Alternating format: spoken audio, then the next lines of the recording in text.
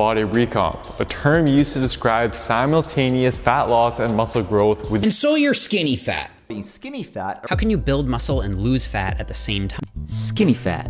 Body recomposition. Skinny fat. You build muscle while you're losing fat. A guide to body recomposition, aka the concept of losing body fat and building muscle mass at the same time. A lot of people can't seem to agree on it, or the actual good information is soft locked behind some kind of paywall because fitness influencers just refuse to tell you anything. So this is the complete guide to body recomposition. So the most important thing, first of all, is who qualifies for body recomposition. This is what the majority of the video will be spent on because the solution is actually pretty damn simple. So the people who qualify for body recomposition are skinny fat people and all the different variants of skinny fat, which is probably who you are if you're watching this video. People who were training for a long time, but they took time off or had a long layoff, or regular fat people who are weak and not strong and haven't been training for a long time. So those are going to be the main people who qualify for body recomposition, and people on the third world supplements. We won't really talk much about the last one, but the other three we're going to talk about pretty heavily. If you qualify for body recomposition, now what we need to do is we need to talk about your body fat percentage. Reason being is we need to define which one are you. Are you skinny fat, skinny, or just regular fat? So first of all, the most complicated one is definitely going to be the skinny fat person. Reason being is we have to define what skinny fat even means. The common definition for skinny fat is somebody who is medically obese in terms of body fat percentage and has no muscle mass. So think of this strapping young fellow right here. That is me, by the way. I know it's hard to recognize me because I'm yoked now, but anyways, this is a pretty good definition. The only problem with it is that the topic of being skinny fat is a lot more divisive than one definition can give you credit to. It lacks clarity on a lot of different things, mainly being there are different degrees of skinny fat based on your body fat percentage, of course. So I would say there are a couple different categories to being skinny fat. The main two being for men, if you're above 25%, but also lack muscle and definition. For women, if you are above 30%, but also lack muscle and strength. That would be the first category of being skinny fat, which is like you are skinny fat to the damn T. So the next version of skinny fat, which is in a little bit of a better position, for men, if you are anywhere between 15 to 25%, and for women, if you are anywhere from 24 to 30%. These people definitely, I would say, still qualify for body recomposition because your body is at a state where it's not technically obese, but it wouldn't really mind losing a couple pounds, if that makes sense. If you don't know your body fat percentage, after this video, I want you to go watch this video right here, that talks about body fat percentages explained. I did it like a couple of weeks ago. Go check it out. I put a lot of effort into that video, so definitely check it out. But after this one, I need the watch time high key. Now to establish if you are actually skinny fat or you just don't have as much muscle mass as you wanted to and you're fat. So now we need to look at your training age to determine how responsive your body is to growth. Because if your muscles have a certain amount of maturity to them, it will make it infinitely harder, if not completely damn impossible, to actually do this, to actually build muscle and cut body fat at the same time. For some people, in general, I would say if you have any of these metrics, you probably qualify for body recomposition, which of course isn't a bad thing. It's actually a good thing because you can build muscle mass and cut body fat at the same time. And so these are very generalized standards, but in my experience, of course, they do work pretty damn well. If you have like an average frame, keep these in mind. Assuming you're not eating and sleeping like an absolute degenerate, are you, one, able to add progress to each of your lifts week to week to week to week? And by that I mean you're actually trying to add weight. Okay, you're not just throwing up the bar and hoping somehow magically 10 pounds gets thrown on each side. I mean you're trying to add weight to the bar. Next, for men, are you below a 225 bench, 405 squat, 315 deadlift, and 135 OHP? You probably still have some newbie gains intact. Next, if you've been training less than 2 years or less than a year and a half, you're probably still in your newbie gains phase, honestly. This kind of spells bad news for you. If you're somebody who is an advanced or even intermediate lifter and you just got fat, you don't really qualify unless your genetics are insane or you're on the creatine that someone made in a bathtub. Even though this video is not for you, I did make a video about my diet strategy I used to get lean this time around the year. So that one may be for you though. First, leave a like and a comment on this video and tell me, hey, thanks, Papa. Now we established that you fall into one of these categories. You're a fat beginner, a skinny fat person, or you're returning from training after a long layoff or something like that, you know? Now, what do we do from here? What's the reason you clicked on this video? How do you lose fat and build muscle at the same time? Well, you have to meet the requirements for muscle mass gain and fat loss. So fat loss, what is the requirements for fat loss? In essence, you have to be in a calorie deficit. That means eat less, move more. That's it. We're not going to look at your calorie intake. We don't care about your calories.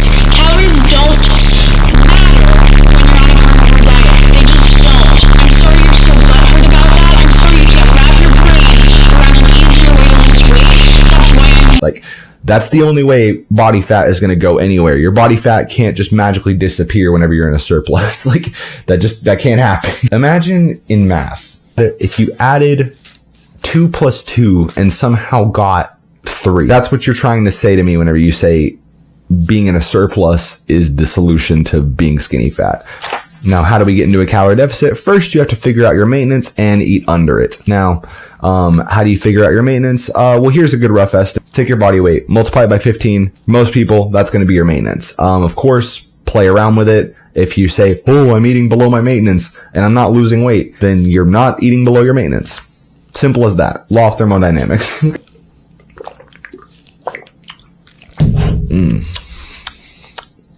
Hell yeah. We interrupt this program for an important news announcement. Sorry to interrupt your regularly scheduled program, but once again, I'm asking you to subscribe. I'm really working hard on these videos, and I really want to reach as many people as possible to help them out because personally, I don't believe in locking things behind a paywall or anything like that. So I really just want to reach as much people as I can with information. I'm trying to make the science-based fitness stuff a lot easier to understand and a lot more accessible to people, but also combining it with practical application, of course. But yeah, so if you could like, subscribe, comment, anything like that, everything helps. And I really appreciate, and I really did want to say, I really appreciate the positive feedback and all the support on the last video. So thank you. Please subscribe, and back to your regularly scheduled program. So we talked about body fat, of course. But now we have to talk about muscle mass. What are the requirements to build muscle? So you only need a couple of things. One, you need a reason to grow, aka going to the gym, having some resistance. You know, your muscles can't just grow from nothing, right? They need to have you need to go to the gym, create micro tears, create muscle damage so that they grow. Now, recovery, aka sleep, rest, all the other kind of stuff that's boring, right? And 3, protein, the essential macronutrient, which literally breaks down into amino acids, and amino acids make up muscle. You need a certain amount of protein. I'll talk about the amount of protein specifically you need in a second. 4, you need to not be starving. If you'll notice with the last 2 things, you're thinking, hey, that seems like a little bit of conflict of interest. You're telling us that we can't be starving ourselves, but you're telling us to be in a deficit. Doesn't that mean we're starving ourselves by nature? Yes. Of course. And does that mean building muscle, cutting body fat at the same time is even possible? Yes. So assuming all the other things are correct, we have to get your diet on point. What that means is eating a slight deficit. Hey everyone, while I was editing this video, I just realized that my camera cut out literally all the explanation of how many calories you need to eat and nothing else. So you get a brief cameo from present day editing Seth that is going to tell you about how many calories you should eat. What I would recommend is you need to be in about a 200 to 500 calorie deficit. What this is going to do, this is going to put your body just at a point where it's able to lose weight, but it's not in such a grave deficit that I'm clearly going through a war or a famine or something crazy like that, you know? Being about a 200 to 500 calorie deficit. Now, of course, if you are a bit on the heavier side, a 200 calorie deficit isn't going to do shit. And honestly, you can safely go above that. If you are on the more average side, I wouldn't recommend going above 500 calories a day. But if you are on the heavier side, I would say a safe rate of weight loss is you can lose about 1 to 2% of your body weight per week. Okay, what you need to do, figure out what 1 to 2% of your body weight is, and then you want to multiply that by 3,500 and then divide it by 7. That's how big the deficit you should be in is. All right. Well, back to the other guy. Of course, we have to pay attention to our protein intake. Our protein intake has to be roughly anywhere from a gram per pound of body weight to a little bit above that. Of course, if you're very, very in the overweight category, that's not really practical. So instead, what I would recommend you doing is get a gram per centimeter of height. That's a pretty good measurement for anybody who is like medically obese or overweight. So we know what your diet has to look like. Next, let's talk about the workout portion of everything. So in general, you want to run a beginner/novice program. The reason being is beginner/novice programs are very, very effective for building muscle mass and cutting body fat at the same time because they tend to work for people who fall into these categories. Now, don't do what I did and think, oh, I want advanced results, so I'll run an advanced program. That program is not made for you. It will not work as well for you as a beginner program would because your muscles are not mature enough and they don't need that extra stuff. They don't need it. And in fact, I would go as far as to say that extra stuff won't really work for you. You need to train like a beginner. Otherwise, you will never make it to intermediate. Don't fall into the trap of volume all the time. It would be like doing something harder just to get less good results. Okay, imagine if somebody told you we can put all the information from a book directly into your head, like shoot that bitch up into your head, right? Or you can go through and read the 1,000-page book and only remember like half of it, and you chose to do that one. What do I mean by a beginner novice program? By that I mean main program should mainly focus on your compound movements. You shouldn't include too many isolation movements, and the isolation movements you do include should help to benefit your compound movements. Example would be like doing like overhead barbell extensions for your triceps so that your OHP gets stronger. Easy stuff like that is going to like really make it so that you can pack on strength and muscle mass fast, which brings us to our next thing. These programs are designed to build up a lot of strength really, really fast.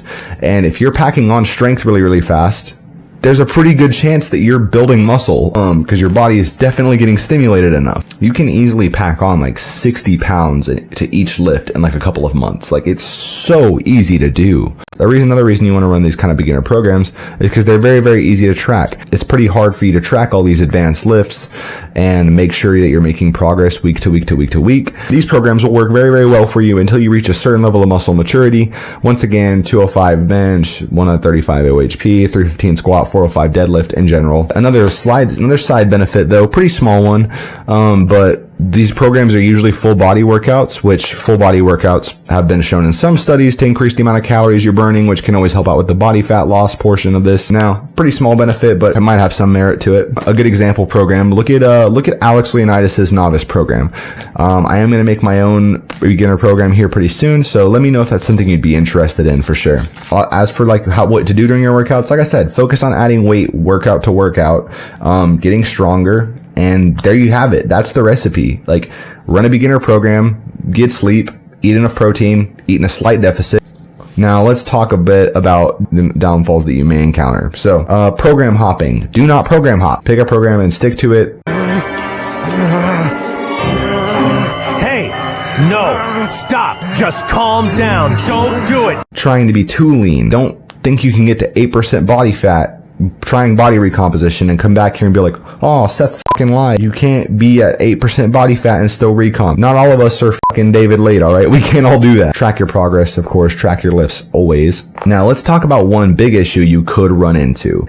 What happens if you are losing weight faster than you're building muscle mass and you've been dieting for too long, which is a very likely thing to happen. So, everybody has a set point in weight, body fat, fullness, all that kind of stuff. If you try to get below this set point, it becomes exceptionally hard. Your appetite goes through the roof, all this kind of crazy stuff because your body does not want to be leaner than this. So this happened to me personally at one point whenever I was first getting into the gym, and I ended up running into this big cycle of binge eating and crash dieting. I basically went nowhere for like a full year. If you get to this point where it's really, really hard to lose any more body fat, and I don't mean like, oh, I'm trying to eat like shit and lose body fat. I mean like you are actually putting the effort forward, eating low calorie dense foods, eating good, all this other kind of crazy stuff, but you still get to that point where you notice it's just hard for you to lose weight past this point. What you may do is you may actually bump up to maintenance for a little bit, take a little bit of a diet break. What this will do, one, this will rejuvenate your muscle growth, so you'll actually be able to gain muscle mass more. And if you gain a good amount of muscle mass while you're here, it'll likely put you above that set point, so that now you have, one, the extra metabolism boost from having extra muscle mass, but also your body is heavier now, so it's okay with losing pounds again. So now you're able to drop the body fat even more. And also, this little maintenance diet break will actually reinvigorate something called non-exercise activity thermogenesis, which is basically a smart person way of saying how much you move around and like do random shit throughout the day that burns excess calories. This will slowly go down as you're dieting because your body is trying to conserve energy. Once you drop back into the deficit again, you're able to cut down faster, keep your muscle mass, and it becomes a lot easier to get lower than this, of course.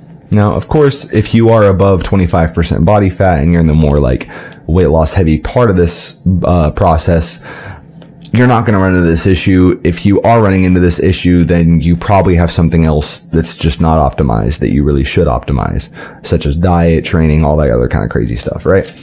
And that's the guide to body recomposition. Like, it's not actually that hard. So anybody who's been trying to sell you the information, like, it's not a hard concept. Once again, I ask that you please subscribe. Let me know what you think about the video. And always remember, never forget